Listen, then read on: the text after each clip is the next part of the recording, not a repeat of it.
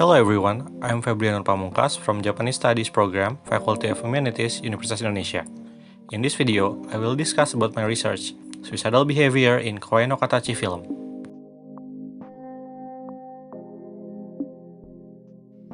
Suicide is the second highest death rate worldwide for the youth and the young adult age group, with the number of attempted suicides 20 times more than the number of suicide deaths.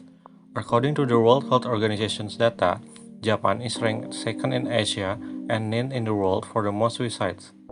Since the economic recession in 1998, there have been at least 30,000 suicide deaths each year.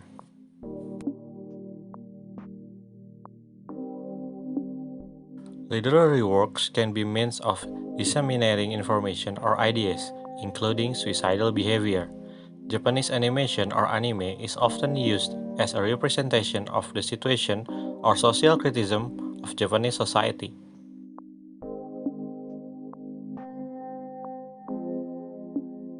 Koe no Katachi, directed by Yamada Naoko, was adapted from the manga of the same name by Yoshitaka Ima. Initially, the manga, Koe no Katachi, was published as one-shot manga before getting serialization in Weekly Shonen magazine, from August 2013 to November 2014. Koe no Katachi tells the story of Nishimiya Shoko, a deaf girl, and Ishida Shoya, a boy who ostracized for being a perpetrator for Nishimiya Shoko bullying incidents in elementary school.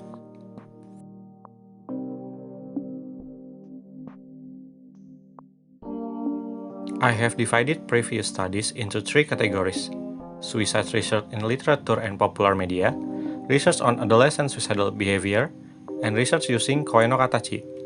The research gap that was initiated to examine suicidal behavior in the Japanese animated film Koe no Katachi. Therefore, my research question is how is suicidal behavior described in the Koe no Katachi film?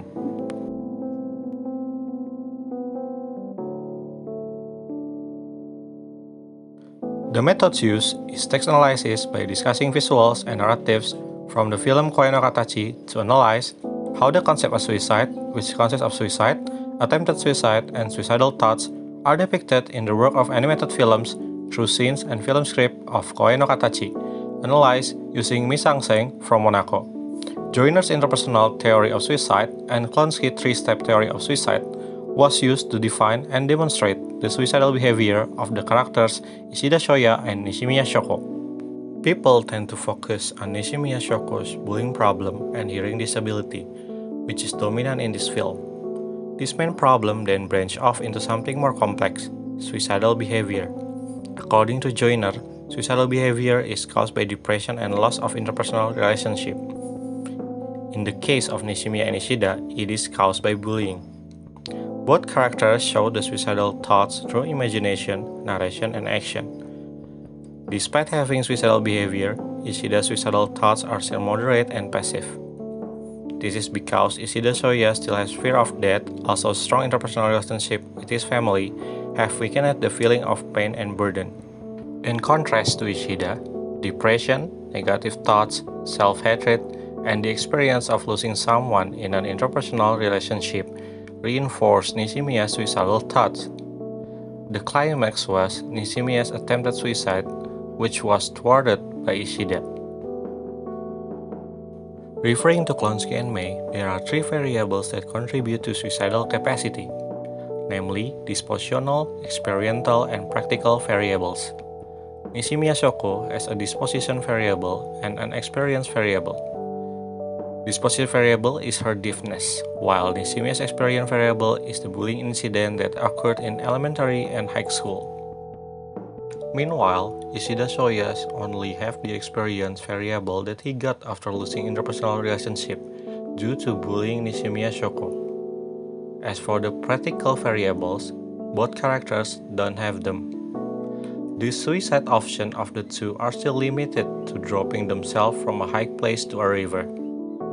This shows that this film doesn't provide new knowledge, practical variables for suicide, or justification for suicidal behavior that can trigger the phenomenon of copycat suicide.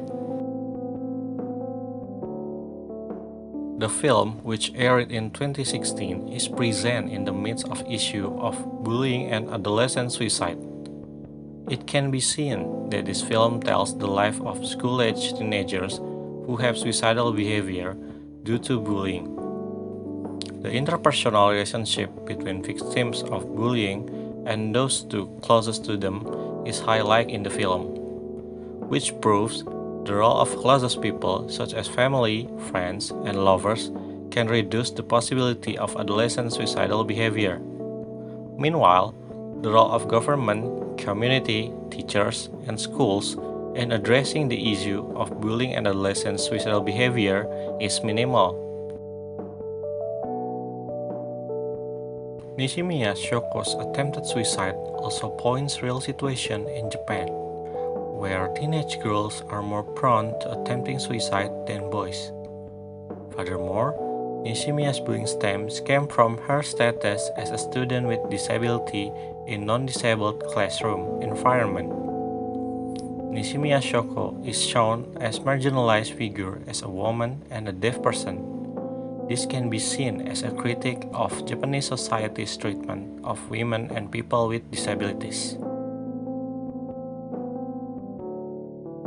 In conclusion, Koe no Katachi describes formal structure in Japanese society that actually has the authority to prevent suicidal behavior and bullying problems in adolescents, but is less active in responding to these issues. Parties such as government, schools, and communities that should be active in dealing with this problem appear to be minimal.